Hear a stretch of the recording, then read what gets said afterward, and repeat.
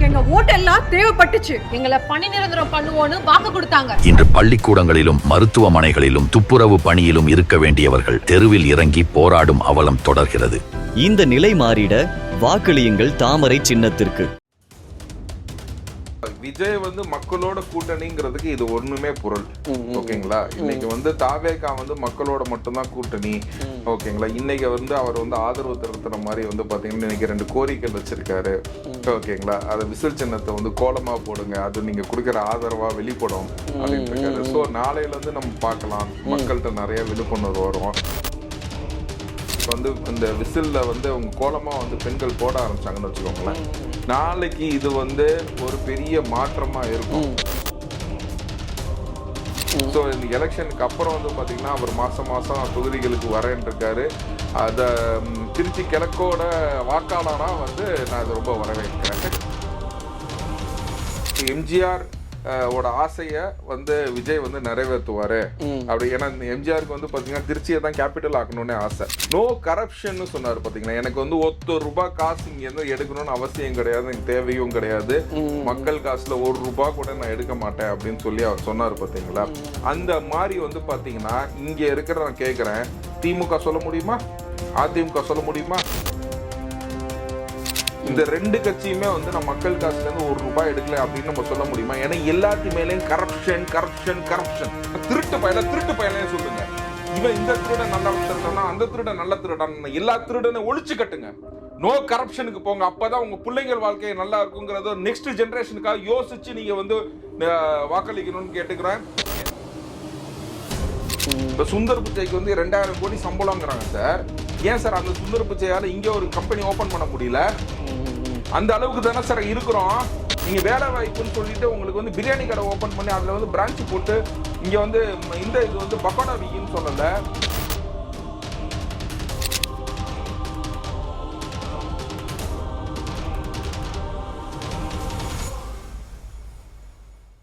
வணக்கம். இன்னைக்கு நம்ம கூட அட்வொகேட் சதீஷ் அவர்கள் தான் இணைந்திருக்காரு. இன்னைக்கு தமிழக அரசியல் பற்றி பல்வேறு விஷயங்கள் பேச போகிறோம். இன்னைக்கு இருக்கக்கூடிய இன்னைக்கு தாக்கல் செய்யக்கூடிய மசோதா ப்ளஸ் இன்னைக்கு விஜய் சார் அறிவித்திருக்கக்கூடிய தேர்தல் அறிவிப்புகள், அவரோட வாக்குறுதிகள் என்னென்ன, இந்த மாதிரி பல்வேறு விஷயங்கள் பேச போகிறோம். வாங்க அவர்கிட்ட பேசலாம். வணக்கம் சார். வணக்கம். எப்படி இருக்கீங்க சார்? நல்லா இருக்கு. கண்டிப்பாக சார், நான் சொன்ன மாதிரி தான் இன்னைக்கு பல்வேறு விஷயங்கள் நம்ம உங்ககிட்ட பேச போகிறோம். மிக முக்கியமான விஷயமே என்னன்னா, இன்னைக்கு ரொம்ப தமிழகமே ரொம்ப ஆர்வமாக பார்க்கக்கூடிய ஒரு விஷயம் தான் தமிழக வெற்றி கழகத்தோட அந்த தேர்தல் வாக்குறுதிகள். அந்த புத்தகத்தை விஜய் சார் வந்து இன்னைக்கு நுங்கம்பக்கம்ல அறிவிச்சிருக்காரு. அவரோட கட்சி தொண்டர்கள் முன்னாடி என்னென்ன அறிவிப்புகள்னு சொல்லியிருக்காரு. இன்னைக்கு தான் அவர் சொல்லியிருக்காரு. இன்னும் அது புக்காவே ரிலீஸ் பண்ணியிருக்காங்க. எப்படி பார்க்குறீங்க இந்த அறிவிப்புகள்? இல்லை, இது ஆக்சுவலாக இது எல்லா அறிவிப்புகளுமே அவர் முன்னாடியே சொல்லிட்டாரு, பல இடத்துல சொல்லிட்டாரு. இன்னைக்கு வந்து அது புக்கா தொகுத்து ஓகே எந்தெந்த வாழ்வு, ஏன்னா ஒரு இடத்துல அதாவது ஒரு அர்பன் ஏரியாவுக்கு வேணுன்றது ஒரு ரோல் எனக்கு தேவையில்லை. அப்படிங்கும்போது மகளிர் தினத்தை இன்னைக்கு மகளிர் தினத்தை சொல்லிட்டாரு, இளைஞர்களுக்கு ஒரு தனி தினம் சொன்னாரு. அப்படிங்கும்போது அவர் எல்லாத்தையுமே சொல்லிட்டாரு. இன்னைக்கு 10 அதுல குறிப்பிட்டு ஒரு 10 இடங்கள், அதை ஸ்டூடெண்ட்ஸுக்கு, அதை விமன்ஸுக்கு, மீனவர்களுக்கு, அந்த மாதிரி வந்து எல்லாத்தையுமே வந்து அவர் எடுத்து உரைச்சிருக்காரு. ஓகேங்களா? இது எல்லாமே அவர் முன்னாடி சொன்னது தான். இதை கன்சாலிடேட்டட் பேக்கேஜா இன்னைக்கு வந்து அவர் பதிவு செஞ்சிருக்காரு. ஓகேங்களா? இது புத்தகமாக கொடுக்கும்போது பார்த்தீங்கன்னா எளியோருக்கு கொடுக்காம ஃபர்ஸ்ட் விவசாயிங்களுக்கு கொடுக்க, நமக்கு சோறு போடுற விவசாயிகிட்ட கொடுக்கணும் அப்படின்னு சொல்லிட்டு இது ஒரு ஃபங்க்ஷனாக இது வந்து ப்ராப்பராக பண்ணியிருக்காரு. ஓகேங்களா? மகளிர் கொடுத்துருக்காரு, மைனாரிட்டிஸ் கொடுத்துருக்காரு, ஃபிஷர்மேன் கொடுத்துருக்காரு. ஸோ அந்த மாதிரி அவர் புக்கு வெளியீட்டு விழாமே வந்து பார்த்தீங்கன்னா எலெக்ஷன் மேனிஃபெஸ்டோவே வந்து பார்த்தீங்கன்னா ஒரு நல்ல முறையில் அவர் பண்ணியிருக்காரு. ஓகே. ஸோ அதுவும் இல்லாமல் அவர் இதெல்லாம் எல்லாத்தையும் சேர்த்து டிசைட் பண்ணதே வந்து ரொம்ப சந்தோஷமா இருக்குது. ஓகே சார், நாங்கள் முதல்படியாக பார்க்கும்போதே அவர் ஆட்டோ டிரைவர் கொடுத்தாரு, அப்புறம் திருநங்கை ஒருத்தவங்களுக்கு கொடுத்தாங்க. பொதுவாகவே மற்ற கட்சிகள் அதை செய்ய மாட்டாங்க, அவங்களுக்குள்ளேயே மாற்றி கொடுத்துப்பாங்க. அவங்க கட்சி விஜய் வந்து மக்களோட கூட்டணிங்கிறதுக்கு இது ஒண்ணுமே பொருள். ஓகேங்களா? இன்னைக்கு வந்து தாவேகா வந்து மக்களோட மட்டும்தான் கூட்டணி. ஓகேங்களா? இன்னைக்கு வந்து அவர் வந்து ஆதரவு திரட்டுற மாதிரி வந்து பாத்தீங்கன்னா இன்னைக்கு 2 கோரிக்கை வச்சிருக்காரு. ஓகேங்களா? அதை விசில் சின்னத்தை வந்து கோலமா போடுங்க, அது நீங்க கொடுக்குற ஆதரவா வெளிப்படும் அப்படின்னு இருக்காரு. ஸோ நாளையில இருந்து நம்ம பார்க்கலாம், மக்கள்கிட்ட நிறைய விழிப்புணர்வு வரும். ஓகேங்களா? எலெக்ஷன் அன்னைக்கு இது போடக்கூடாது. ஆனால் அதுக்கு முன்னாடியே வந்து வந்து இந்த மாதிரி வரைவாங்க அப்படின்னு சொல்லிட்டு நான் ரொம்ப எதிர்பார்க்கிறேன். கண்டிப்பா சார். நான் இந்த தேர்தல் அறிவிப்புகள் வாக்குறுதிகள்லாம் பின்னாடி பேசலாம். ஏன்னா நம்ம எடுத்து வச்சிருக்கோம், பாயிண்ட்ஸாவே நிறைய எடுத்து வச்சிருக்கோம். எனக்கு இன்னொரு ஆச்சரியமா இந்த விஷயம், அந்த கோலம் போட சொன்னதுதான். இப்ப ரோட்ல போகும்போது ஒவ்வொரு வீட்லயும் யார் வீட்டுல விசில் கோலம் இருக்கோ அவங்க கண்டிப்பா முன்னாடி வந்து ஸ்டிக்கர் வந்து இவங்க ஒட்டிட்டு போயிடுறாங்க. ஆமா, ஓகேங்களா. இப்ப தன்னால்வரவா வந்து இப்ப வந்து இந்த விசில்ல வந்து அவங்க கோலமா வந்து பெண்கள் போட ஆரம்பிச்சாங்கன்னு வச்சுக்கோங்களேன். நாளைக்கு இது வந்து ஒரு பெரிய மாற்றமா இருக்கும். ஓகேங்களா. நாளைக்கு இது வந்து பெரிய மாற்றமா இருக்கும். அதாவது வந்து பாத்தீங்கன்னா எந்த வீட்டு வாசல்லையுமே வந்து பாத்தீங்கன்னா அவங்கவுங்க சின்னத்தை வரைகிறாங்களோ இல்லையோ, இன்னைக்கு அவர் கேட்டுக்கிட்டது படியாக வந்து பாத்தீங்கன்னா இளைஞர்கள், மகளிர்கள் இன்னைக்கு எல்லாருமே வந்து அதிக படமா வந்து விஜய் கூட இருக்கிறதுனால வந்து பாத்தீங்கன்னா நாளை காலை வந்து இது வந்து நாளை காலையில இருந்து ஆரம்பிக்கப்படும். ஓகேங்களா. ஏன்னா நாளைக்கு வந்து வெள்ளிக்கிழமைங்கிறதுனால ஆரம்பிப்பாங்க. ப்ராப்ளி இந்த வேலைக்கு போறவங்க நம்ம மெட்ராஸ் மாதிரி இருக்கிற இடத்துல நம்ம கோலமே போடுறது இல்ல. ப்ராப்ளி நம்ம சனிக்கிழமை இல்லைன்னா விடுமுறை நாட்கள்ல வந்து போடுவாங்க. இப்போ அப்பார்ட்மெண்ட்ல இருக்கிறவங்கன்னா வந்து பாத்தீங்கன்னா எப்படி கோலம் போடுறதுன்னு தெரியலன்னா ஒரு ஸ்டிக்கர் வாங்கி ஒட்டிக்கோங்க. இப்பயே வந்து ஸ்டிக்கர் கம்பெனினா ஸ்டார்ட் பண்ணியிருப்பாங்க. அதுவும் இல்லாம அவர் தேர்தல் அறிக்கையில எனக்கு 2 ஸ்பெஷல் தொகுதின்னு சொல்லியிருக்காரு. ஓகேங்களா. பெரம்பூரும் திருச்சி கிழக்கும் 2 ஸ்பெஷல் தொகுதின்னு இருக்காரு. மாசம் நான் வருவேன். இதெல்லாம் ரொம்ப ஒன்றும் பெரிய விஷயம் கிடையாது. நான் என்னை இயல்பா நீங்க சந்திக்கலாம். ஓகேங்களா. இதுல அவர் எப்படி சொல்ல விரும்புறாரு அப்படின்னு கேட்டீங்கன்னா, இது எல்லாமே வந்து திமுக அரசு செய்த தடைகள் தான் அப்படின்றத வந்து வெட்ட வெளிச்சமாக அவர் சொல்றாரு. சோ இந்த எலெக்ஷனுக்கு அப்புறம் வந்து பாத்தீங்கன்னா அவர் மாசம் தொகுதிகளுக்கு வரேன் இருக்காரு. அத திருச்சி கிழக்கோட வாக்காளரா வந்து நான் அதை ரொம்ப வரவேற்கிறேன். அடுத்த கேள்வி அதுதான் சார். ஏதாவது ஒண்ணுத்துலதான் இருக்க முடியும். ஒண்ணு திருச்சி கிழக்கு இல்ல பெரம்பூர், ஏதாவது ஒரு தொகுதி தான் இருக்க முடியும். ஒண்ணு ராஜினாமா பண்ணிதான் ஆகணும். எது பண்ணா நல்லா இருக்கும் நீங்க நினைப்பீங்க? இல்ல, நான் ஆக்சுவலா திருச்சி கிழக்கோட வாக்காளராக இருக்கும் போது ஒரு சிஎம் தொகுதி வந்து நம்ம தொகுதி ஆச்சு அப்படின்னா, எங்க தொகுதி வந்து ஒரு ரொம்ப நெருக்கமான தொகுதி. அதாவது முன்னாடியே நான் சொல்லியிருப்பேன் எங்க தொகுதி எப்படின்னு சொல்லிட்டு. It's an educational city. ஓகேங்களா. Temple city, church city, mosque city எல்லாத்துக்குமே வந்து பேர் போன ஒரு தொகுதி தான் வந்து திருச்சி கிழக்கு. இதுல வந்து பாத்தீங்கன்னா இதை வந்து ஒரு சிஎம் தொகுதி ஆக்கினா மட்டும்தான் அது ஒரு ரொம்ப ஸ்மார்ட் சிட்டியா ஆக்கப்படும். புரிஞ்சுங்களா. அங்க இருக்க நெரிசல்கள் வந்து தடுக்கப்படும். ஓகேங்களா. அப்படிங்கும் போது என்னோட ஆசைகள் வந்து பாத்தீங்கன்னா அவர் திருச்சி கிழக்குல இருக்கணும். ஏன்னா தமிழ்நாட்டோட மத்தியில இருந்தாருன்னா அவர் வந்துட்டு போகும்போதே வந்து பல டிஸ்ட்ரிக்ட பார்க்கலாம். ஓகேங்களா. அப்படியே ஒரு 8 அங்கிட்டு போனாருன்னு கேட்டீங்கன்னா தமிழ்நாட்டே அவர் கவர் பண்ணிடலாம்.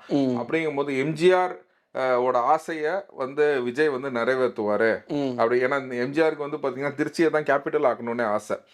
ஓகேங்களா. அது நடக்காம போயிடுச்சு. அவரு அதனால அந்த ஆசையை வந்து விஜய் அவர்கள் வந்து நிறைவேற்றுவார்னு நினைக்கிறேன். Okay sir. இப்ப அடுத்தபடியா முக்கியமா அறிவிப்புகளுக்கு வருவோம். நிறைய அறிவிப்புகள் வெளியிட்டாரு, நீங்களும் எழுதி வச்சிருக்கீங்க. எந்த அறிவிப்பு உங்களுக்கு ரொம்ப இம்ப்ரெசிவா இருந்தது சார்? ஃபர்ஸ்ட் வந்து பாத்தீங்கன்னா எல்லா அறிவிப்போட எனக்கு ரொம்ப பிரதானமான அறிவிப்பு வந்து பாத்தீங்கன்னா 10வது அறிவிப்பு, not last but not the least அப்படின்ற மாதிரி நோ கரப்ஷன் சொன்னாரு. பாத்தீங்கன்னா எனக்கு வந்து ₹1 காசு இங்க இருந்து எடுக்கணும்னு அவசியம் கிடையாது, எனக்கு தேவையும் கிடையாது. மக்கள் காசு ₹1 கூட நான் எடுக்க மாட்டேன் அப்படின்னு சொல்லி அவர் சொன்னாரு. பாத்தீங்களா. அந்த மாதிரி வந்து பாத்தீங்கன்னா இங்க இருக்கிற நான் கேக்குறேன், திமுக சொல்ல முடியுமா? அதிமுக சொல்ல முடியுமா? புரிஞ்சுங்களா. இந்த கட்சிகள் பிரதான கட்சிகள்ல 2 கட்சிகள் இருக்காங்க. இந்த 2 கட்சியுமே வந்து நான் மக்கள் காசுல இருந்து ₹1 எடுக்கல அப்படின்னு நம்ம சொல்ல முடியுமா? ஏன்னா எல்லாத்து மேலேயும் கரப்ஷன். இன்னைக்கு வந்து என்னன்னு கேட்டீங்கன்னா மக்களுக்கு நல்லது செய்ய வந்துட்டு எல்லாம் ஊழலாடா பண்றீங்க அப்படின்ற மாதிரி தான் நம்ம கேள்வி கேட்கிறோம். புரிஞ்சுங்களா. ஸோ எனக்கு வந்து ரொம்ப பிடிச்சது வந்து பாத்தீங்கன்னா I am corruption. Okay. No கரப்ஷனுங்கிறது தான் எனக்கு வந்து.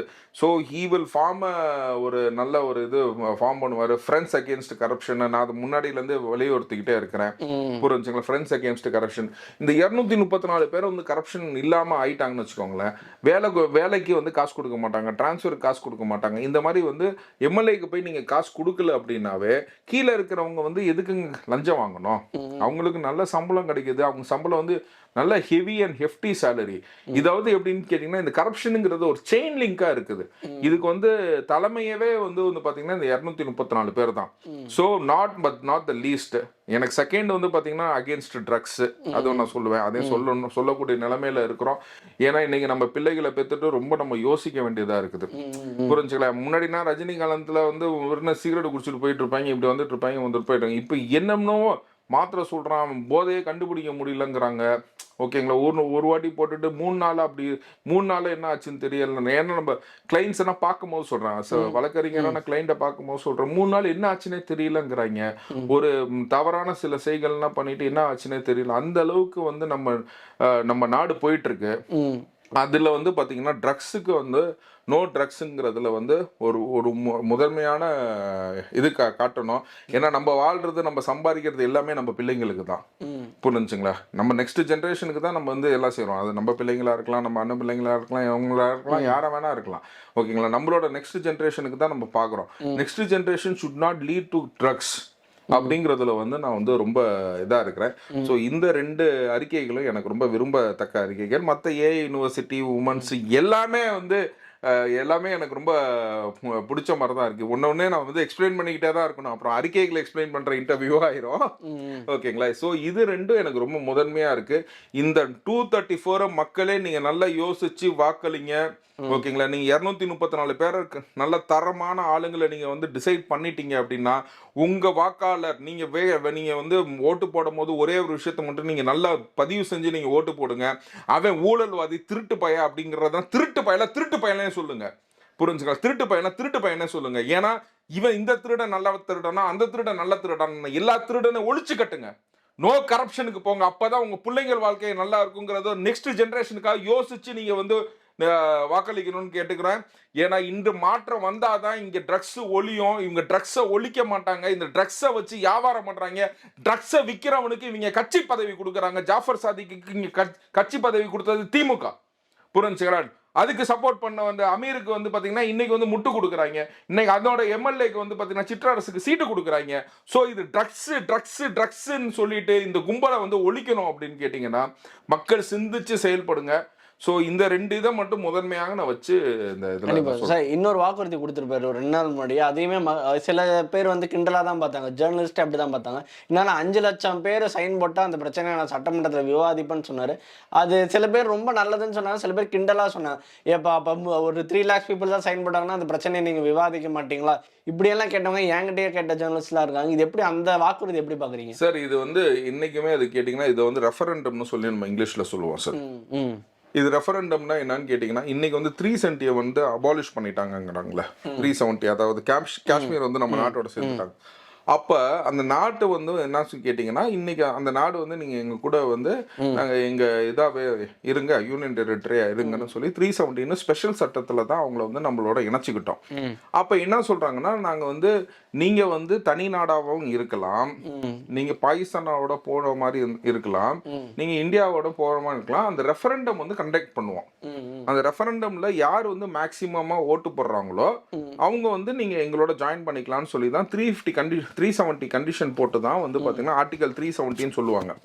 அதே மாதிரி வந்து பாத்தீங்கன்னா இப்ப நம்ம 7 ஸ்டேட்ஸ் இருக்க இந்த மிசோரம், அந்த மேகாலயா, அது சரியா எனக்கு தெரியல, 372 நினைக்கிறேன். அது ஒரு ஆர்டிகல் ஒன்று இருக்கு கான்ஸ்டிடியூஷன் படி. புரிஞ்சுங்களா? ஸோ அந்த மாதிரி ரெஃபரண்டம் நீங்க சைன் பண்ணி மக்கள் எது டிசைட் பண்றாங்களோ அவங்களோட சேர்ந்துக்கலாம்னு சொல்லிட்டு ஆல் ஆஃப் த சடன் வந்து ஆர்டிகல் 370 தூக்கிட்டாங்க. அங்கதான் வந்து காஷ்மீர் மக்கள் வந்து இது பண்றாங்க, எங்கள்கிட்ட நீ கேட்காம நீ என்னை எப்படியா சேர்த்துக்கிற அப்படின்றதுதான் அவங்களோட ஒரு ஆதங்கம். புரிஞ்சுங்களா? அதுதான், அதாவது எப்படின்னு கேட்டீங்கன்னா இப்போ உங்களை கேட்காம உங்க வீட்டுக்குள்ள இதுதான் நடக்கணும் அதுதான் நடக்கணும்னு வந்துச்சுன்னா ஒரு ஆதங்கம் வரும். புரிஞ்சுங்களா? அந்த மாதிரி வந்து ஆர்டிகல் 370 ரிமூவ் பண்ணப்ப இது வந்துச்சு. இப்ப வந்து ஒண்ணு இப்ப பனையூர்ல வந்து இவ்வளவு மக்கள் வந்து போராடுறாங்க. இன்னைக்கு ஹோசூர்ல வந்து பாத்தீங்கன்னா 40 லட்சம் ஏக்கரை வந்து எடுக்க போறாங்கிறாங்க. 40 லட்சம் ஏக்கர் அப்படிங்கும் போது பாத்தீங்கன்னா அந்த மாதிரி ஒரு விஷயத்துக்கு, அதாவது 3 லட்சம் விஷயம் 5 லட்சம் விஷயத்தினா எம்எல்ஏ வந்து கொண்டு வருவாப்ல. மக்களா எப்படி கொண்டு வர முடியுதுன்னா இப்ப 40 லட்சம் ஏக்கரை வந்து ஹோசூர் பக்கத்துல வந்து ஸ்பெஷல் எக்கனாமிக் ஜோனா மாத்துறதுக்கு அவங்க முடிவு பண்ணிட்டு இருக்காங்க. 40 லட்சம் விவசாய ஏக்கர்கள். ஓகேங்களா? அப்படிங்கும் போது அதை எடுக்கும் போது பாத்தீங்கன்னா 5 லட்சம் பேர் அதை வந்து ஸ்பெஷலா வந்து சைன் பண்ணாங்கன்னா கவர்மெண்ட் அதை கைவிடணும். புரிஞ்சுங்களா? ஏன்னா விவசாயிங்க முக்கியமா, ஓகேங்களா, அந்த மக்கள் முக்கியமா அப்படிங்கிறது இது மக்களுக்கான டைரக்ட் ஆக்சஸ். உங்க எம்எல்ஏ வரியா போறது வந்து பாத்தீங்கன்னா different type of democracy sir. டெமோக்ரஸிங்கிறது நீங்க ஓட்டு போட்டு நீங்க உங்க எம்எல்ஏ தேர்ந்தெடுக்கீங்க, உங்க எம்எல்ஏ வந்து அமைச்சர்கிட்ட போவார், அமைச்சர் வந்து முதலமைச்சர்கிட்ட போவார். இது ஒரு ஹைராக்கி. இப்ப மக்களுக்கே டைரக்டா நம்ம 5 லட்சம் பேர் நம்ம சேர்றோம், ஓகேங்களா, அந்த ஏரியாவில் வந்து ஃபார் அன் எக்ஸாம்பிள் நம்ம சொல்கிறேன், எதிர்கட்சி ஃபுல்லாக அந்த ஏரியாவில் ஜெயிச்சிருச்சுன்னு வச்சுக்கோங்க, அந்த எம்எல்ஏ வந்து அதை பற்றியே பேசலன்னு வச்சுக்கோங்க, அப்போ என்ன பண்ணுவாங்க மக்கள்? ஸோ அந்த மக்கள் வந்து அதை பற்றி பேசணும் அப்படின்னா அவங்களுக்கு ஒரு வாய்ப்பு இருக்கிறது வந்து ரொம்ப சந்தோஷமான ஒரு விஷயம். அதாவது இதுதான் வந்து ஃபுல் டெமோக்ரஸின்னு நான் சொல்கிறேன். ஓகேங்களா, எவ்வளோ ஏன்னு கேட்டிங்கன்னா புதிய ரத்தங்கள் வரும்போது தான் சார் ஃபுல் டெமோக்ரஸி என்னன்னு தெரியும். புரிஞ்சுங்களா, இன்னைக்கு வந்து இந்தியா வந்து பார்த்தீங்கன்னா நமக்கு மேலே பாப்புலேஷனாக இருக்க, நம்ம தான் highly populated, but in democracy also we are the first democratic country to be highly populated. புரிஞ்சுங்களா, ஸோ அந்த மாதிரி சூழ்நிலையில் வந்து பார்த்தீங்கன்னா நம்மள்ட்ட வந்து 5 லட்சம் பாப்புலேஷன் வந்து சாதாரணமாக இல்லை. 40 லட்சம் ஏக்கர் வந்து இப்போ அந்த ஏரியாவில் வந்து ஃபுல்லாக யாருமே வந்து எதிர்கட்சி ஜெயிச்சிருச்சுன்னு வச்சுக்கோங்க, அந்த எம்எல்ஏ கொண்டு வரலன்னா என்ன ஆகும்? மக்கள் கொண்டு வரலாம்ல. சோ அது வாய்ப்புகள் கொடுக்கறதுல ஒன்றும் பெரிய நஷ்டம் கிடையாது. ஓகே, அதனால அந்த விஷயம் நல்ல விஷயமா தான் பாக்குறேன். ஆமா சார், அதே மாதிரி இன்னொரு விஷயம் நிறைய பேருமே டவுட்டா கேட்கறதுனா, நீங்க ஃபினான்ஸ் படிச்சவங்கள என்ன கேட்கறாருன்னா, இன்னைக்கு தமிழ்நாட்டோட கடன் வந்து கிட்டத்தட்ட 11 லட்சம் கோடியா இருக்கு. ஆனா விஜய் சார் அறிவிக்கிற அறிவிப்புகள்லாம் பார்த்தோம்னா பல லட்சம் கோடிகள் தேவைப்பட வேண்டியதா இருக்கு. தங்கம் இருக்கு, பல்வேறு எல்லாருக்கும் சம்பளம் அதிகப்படுத்தி இருக்காரு, எல்லாருக்குமே சம்பளம் இன்க்ரீஸ் பண்ணியிருக்காரு. ஒரு 30%, நான் பார்த்த வரைக்கும் 30% இன்க்ரீஸ் பண்ணியிருக்காரு. புதுசா 5 லட்சம் பேர் வேலை வாய்ப்புகள், அப்படி இப்படின்னு பார்த்தா தாலிக்கு தங்கம், பட்டு புடவை, அது இதுன்னு பார்த்தாலே பல லட்சம் கோடிகள் தேவைப்படும் மாதிரி தான் இருக்கு. இன்னைக்கு இருக்கக்கூடிய ஆல்ரெடி 11 லட்சம் கோடி கடன், பல்வேறு இது வந்து திவாலாக போற நிலைமையில இருக்கிற போது எப்படி இதை பண்ணுவாருன்னு ஒரு கண்டிஷன், ஒரு டவுட் வருது இல்ல சார்? இப்போ வந்து நீங்க வந்து ஒரு ஆஃபீஸ் ஒன்று ஓப்பன் பண்றீங்க, நீங்க ஆஃபீஸ் ஓப்பன் பண்ணி கடைசி வரைக்கும் அதே மாதிரி ஆஃபீஸ்ல இருக்கணும்னு ஆசைப்படுவீங்களா? அது வளரணும்னு நினைப்பீங்க? இல்ல, பிரான்ச் ஓப்பன் பண்ணணும், நிறைய இடம் ஓப்பன் பண்ணணும். அப்படிங்கும் போது என்னன்னு கேட்டீங்கன்னா, நான் வந்து எக்கனாமிக்ஸா சொல்றேன், வக்கீல விட்டுட்டு வந்து பாத்தீங்கன்னா என்னோட யூஜி வந்து எக்கனாமிக்ஸ், கொஞ்சம் எக்கனாமிக்ஸ் நம்ம கலந்ததுனால நான் சொல்றேன். அதாவது நம்ம பொருளாதாரம் இப்ப மேற்கு இந்திய நாடுகள், யூரோப்பியன் கண்ட்ரீஸ்னா நீங்க பாத்தீங்கன்னா இது எல்லாமே செய்யறாங்க. இப்ப நீங்க ஜெர்மனிக்கு போறீங்க, ஒரு வேலை பார்த்துட்டு இருக்கீங்க போறீங்களா, நீங்க வேலை வந்து திடீர்னு அந்த வேலையை விட்டு உங்களை தூக்கிட்டாங்க. ஓகேங்களா, நீங்க இந்தியன் தான், you got a permanent resident card, உங்களுக்கு சிட்டிசன்ஷிப் கூட கிடைக்கல, சிட்டிசன்ஷிப் கூட கிடைக்கல ஜெர்மனில. இது என் ஃப்ரெண்டுக்கு நடந்திருக்கு. புரிஞ்சுங்களா, அவங்க என்ன சொல்றாங்க அப்படின்னு கேட்டீங்கன்னா, next okay you work and yield for Germany, நீ வேலை செஞ்சது கூட ஜெர்மனிக்காக வேலை செஞ்சாங்கிறாங்க. வேற கம்பெனிக்காக வேலை பார்க்குறீங்க, நீங்க சம்பளத்தை வாங்கி உங்க இந்தியாவுக்கு நீங்க அமுச்சு விடுறீங்க. ஓகே, அதுல ஒரு ரெவன்யூ கூட நீங்க வந்து ஜெர்மனிக்காக வருதுன்றத கன்சிடர் பண்ணி இப்ப ஜெர்மனி என்ன பண்ணுதுன்னா, உங்களுக்கு வேலையை விட்டு திடீர்னு அவங்க தூக்கிட்டான்னு வச்சுக்கோங்களேன், அதுக்கு இன்ட்ரம் ரிலீஃபா வந்து பாத்தீங்கன்னா உங்களுக்கு இவ்வளவு மாசத்துக்கு சம்பளம் கொடுக்குறான். அது சும்மா கொடுக்குறானா? ஏன்னு கேட்டீங்கன்னா அந்த காசை உங்களுக்கு கொடுக்கறதுனால என்ன ஆகும்னு கேட்டீங்கன்னா, அந்த தெஃப்ட், கரப்ஷன், இந்த மாதிரி ட்ரக் அபியூஸ் இதெல்லாம் கம்மியாகும். புரிஞ்சுங்களா, இது வந்து நிறைய நோக்கங்களோட ஒரு பஸ் வந்து ஃப்ரீயா பஸ் கொடுக்குறேன்னு சொல்றாங்க. இப்ப பஸ் கொடுக்கறதுனால என்ன ஆகுதுன்னு கேட்டீங்கன்னா, இன்னைக்கு நான் வந்து சிங்கிளா ஒரு கார் ஓட்டிட்டு போறேன், என் காரோட மைலேஜ் மேக்ஸிமம் சிட்டி உள்ளுக்குள்ள 5 ல இருந்து 6 கொடுக்கும், ஒரு 7 கொடுக்குதுன்னே வச்சுக்கோங்க. நான் சிங்கிளா கார் ஓட்டிட்டு போறேன், நாளைக்கு வந்து பஸ் ஃப்ரீன்னு ஆயிடுச்சுன்னு வச்சுக்கோங்களேன், எல்லாருமே பஸ் ஆக்சஸை யூஸ் பண்ண ஆரம்பிச்சோம்னு வச்சுக்கோங்க. புரிஞ்சுக்கலாம், பஸ் நம்ம ஜாஸ்தி பண்றோம், பஸ் நமக்கு ஃப்ரீ அப்படின்னா எனக்கு இங்கேருந்து நான் ஹைகோர்ட் போயிட்டு வரதுக்கு மினிமம் ஒரு 500 ரூபாய் தேவைப்படுதா? புரிஞ்சுக்கலாம், இதுவே பஸ் நான் ஃப்ரீன்னு இதாயிடுச்சுன்னா நான் பஸ்ல ஃப்ரீயா போறேன். புரிஞ்சுக்கலாம், அதோட பாப்புலேஷன், அதோட பாத்தீங்கன்னா பொல்யூஷன் வந்து கண்ட்ரோல் ஆகுதா? நான் கார்ல தனியா போனா அதே இதுல நான் ஒரு 5 பேரை கூட்டிட்டு போயிருக்கலாம், ஆனா 5 பேர் நம்ம கூட எப்போதுமே இருக்க மாட்டாங்க. ஆனா அதுபடி வந்து பாத்தீங்கன்னா எனக்கு என்கரேஜ் பண்ற மாதிரி வந்து பாத்தீங்கன்னா இப்ப கார் பூலிங்னா நிறைய பண்றோம், அதை மீறி வந்து இந்த மாதிரி ஃப்ரீ சர்வீஸ் எல்லாமே இருந்துச்சு அப்படின்னு கேட்டீங்கன்னா பப்ளிக் டிரான்ஸ்போர்ட் யூஸ் பண்ண ஆரம்பிப்போம். இப்ப பள்ளி குழந்தைங்களுக்கு வந்து மேற்பட்ட கல்வி இருக்குது அப்படின்னு நீங்க வச்சுக்கோங்க. இப்ப டெல்லியில ஸ்கூல்ல வந்து பப்ளிக் ஸ்கூல்ல நல்ல ஸ்கூல் இருக்குது, ஓகேங்களா, நல்ல கவர்மெண்ட் ஸ்கூலும் உங்களுக்கு இருக்குது, ஓகேங்களா. நல்ல கவர்மெண்ட் ஸ்கூல் இருந்துச்சுன்னா உங்க பிள்ளைங்களை வந்து அந்த ஸ்கூல்ல படிக்க வைப்பீங்களா? இப்ப நல்ல கவர்மெண்ட் காலேஜ்னு வச்சுக்கோங்க சார், அண்ணா யூனிவர்சிட்டியில சீட்டு கிடைக்குதுன்னு வச்சுக்கோங்க, இல்லைன்னா ஐஐடியில சீட்டு கிடைக்குதுன்னு வச்சுக்கோங்க, இல்லைன்னா இதுல வந்து காலேஜ் சீட்டு கிடைக்குதுன்னு, இதெல்லாம் நல்ல இன்ஸ்டிடியூட்ஸ்ல இங்க என்ன சீட்டு கிடைச்சா நீங்க பெருமைப்படுவீங்களா சோகப்படுவீங்களா? இது கவர்மெண்ட் தானே, இதுவும் கவர்மெண்ட் தான், இது ஸ்டேட் கவர்மெண்ட் நடத்துறது, இது சென்ட்ரல் கவர்மெண்ட் நடத்துறது, ரெண்டுமே வந்து நல்லதுதான். இதுவே வந்து ஏன் நீங்க வந்து கவர்மெண்ட் ஸ்கூல்ல உங்க பையனை படிக்க வைக்க மாட்டீங்க? ஏன்னா தரம் இல்ல. அண்ணா யூனிவர்சிட்டியில தரம் இருக்குது அதனால படிக்க வைக்க நீங்க ஆசைப்படுவீங்க, ஐஐடில தரம் இருக்குது அதனால படிக்க வைக்க ஆசைப்படுவீங்க. நாளை கவர்மெண்ட் ஸ்கூல்ல உங்களுக்கு தரம் இருந்துச்சு அப்படின்னா 1 to 12th வரைக்கும் அங்க தரம் இருக்குது. இப்ப வந்து அவர் அறிக்கையில கூட வந்து பாத்தீங்கன்னா 6th standardல இருந்து 12th standard வரைக்கும் ஹாஸ்டல் ஃபெசிலிட்டிஸோட வந்து ஸ்கூல்ஸ் ஓபன் பண்ண போறோம். அப்படிங்கும் போது உங்க பிள்ளைகளை நீங்க வந்து கவர்மெண்ட் ஸ்கூல்ல படிக்க வைப்பீங்களா, இல்லைன்னா பிரைவேட் ஸ்கூல்ல போய் 2 லட்சம் ரூபாய் கொடுத்து படிக்க வைப்பீங்களா? புரிஞ்சுங்களா, இதோட மக்களோட சுமைகளை குறைக்கும். புரிஞ்சுங்களா? சுமைகளை மட்டும் குறைக்காது, கல்வித்திறனை மேம்பாடு பண்ணும். புரிஞ்சுங்களா? கல்வித்திறனை மேம்பாடு பண்ணுச்சுன்னா இங்கேருந்து நேரா போய் இங்க இருக்கிற நம்ம 8 கோடி மக்கள்ல லெட்ஸ் சே ஒரு 1 கோடி மக்கள் நேரா போய் வேலை செய்யறானே வச்சுக்கோங்க, அப்ராட்ல போய் வேலை செய்யறானே வச்சுக்கோங்க. இது நான் வந்து இது ஒரு ப்ராஜெக்டாவே பண்ணியிருக்கேன். பிரெயின் ட்ரெயின்னு கேட்போம். இங்க இருந்து போய் வேலை செய்யறதே நான் வந்து பிரெயின் ட்ரெயின்னு சொல்லி நான் சொல்லியிருக்கேன். என்னோட இனிஷியல் யூஜி ப்ராஜெக்ட்ல வந்து சொல்லியிருக்கேன். ஏன்னா இங்க இருந்து நம்ம உபயோகப்படுத்த முடியாம நம்ம மக்களின் அறிவு வந்து பக்கத்து நாட்டுக்கு போய் அது உபயோகப்படுது.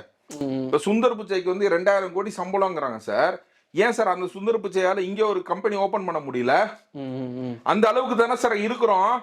இன்னைக்கு வந்து யூஎஸ்ல வேலை பார்க்குற அத்தனை சிஇஓ எம்டி எல்லாமே யாரு சார்? இந்தியன்ஸ் தானே சார். அப்பேற்பட்ட உன் மூளையை கொண்டு போய் நீ அங்க அடகு வைக்கிறிய, இங்க அது உபயோகப்படுத்தினா எப்படி இருக்கும்? ஸோ இன்டர்னலா இங்க ரிசோர்சஸ் நம்ம கொண்டு வந்து இங்க உபயோகப்படுத்தணும்னா இங்க வந்து நம்ம தமிழ்நாடு வளருமா? வளராதா? கண்டிப்பா இங்க இம்ப்ரூவ். புரிஞ்சுங்களா? அப்படிங்கும் போது அந்த சோர்ஸ் ஆஃப் இன்கம் அந்த நீங்க செலவு மட்டுமே நினைச்சுக்காதீங்க. இவங்க வந்து நீங்க வேலை வாய்ப்புன்னு சொல்லிட்டு உங்களுக்கு வந்து பிரியாணி கடை ஓபன் பண்ணி அதுல வந்து பிரான்ச் போட்டு இங்க வந்து இந்த இது வந்து பக்கோடா வின்னு சொல்லல, உங்களை வந்து பிரியாணி கடை வந்து இல்லைன்னு சொல்லல. புரிஞ்சுங்களா? அந்த மாதிரி தான் நம்ம வந்து பார்க்கணும் சார் இது.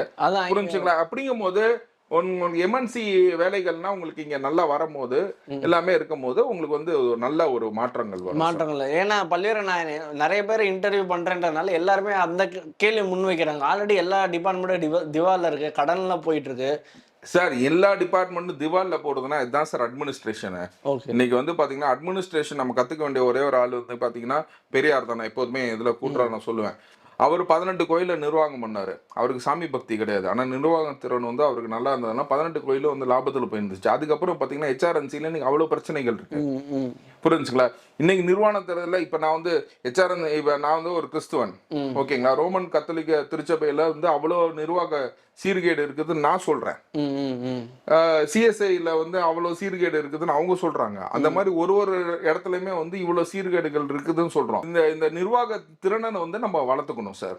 ஸோ எப்படி வந்து நமக்கு வந்து நல்ல எப்படி வந்து நம்ம இங்க என்னென்ன இண்டஸ்ட்ரீஸ் ஆரம்பிச்சா நமக்கு நல்லது, நம்ம ஆளுங்க வந்து வெளியில போய் வேலை பார்த்து அங்கே இருக்க ஒரு அயல்நாட்டு பணத்தை கொண்டு வந்து இங்கே இன்வெஸ்ட் பண்ணா அவங்களுக்கு எப்படி கொடுக்கணும்? சிங்கிள் விண்டோ சிஸ்டம் ஓபன் பண்ணணும். ஓகேங்களா? ஏன் சார் இப்போ வந்து தமிழ்நாட்டுக்கு வராம வந்து எல்லாருமே பக்கத்துல இருக்க ஆந்திராக்கும் தெலுங்கானாக்கும் போறாங்க? ஓகேங்களா? அதுக்கான ஏன் காரணம் வந்து ஏன் கம்பெனிஸ்னா ஏன் தமிழ்நாட்டுக்கு வரது இல்ல? இவங்க கேட்கிற லஞ்சம்னால சார். வரவன்ட்ட வந்து 30% கொடு 40% கொடுனா போயா அப்படின்னு சொல்லிட்டு அவன் போயிடுவான். புரிஞ்சுக்கலாம்? லஞ்சம் வாங்காம இருந்துச்சுன்னா அவ்வளவு தொழில்கள் இங்க வந்துச்சு அப்படின்னா இங்க எல்லாத்துக்கும் வேலை வாய்ப்பு கிடைக்கும், நல்ல சம்பளம் கிடைக்கும், நம்ம நாட்டுக்கு நல்ல ஒரு இது கிடைக்கும். நம்ம இங்க இருந்து நம்ம இது பண்ணோம்னா இப்ப இருக்கிற அரசுல நான் சொல்றேன் ஜிஎஸ்டில பாதி நமக்கு வருவது இல்ல. ஸ்டேட் ஜிஎஸ்டி ஒண்ணு, இது சென்ட்ரல் கவர்மெண்ட்டுக்கு போற ஒரு ஜிஎஸ்டி, அதுல பாதி நமக்கு வெளி மாநிலங்களுக்கு நம்ம இதுல இருந்து சரக்கு போச்சுனாவே அது வந்து ஒரு நல்ல ஒரு இது இருக்கும்.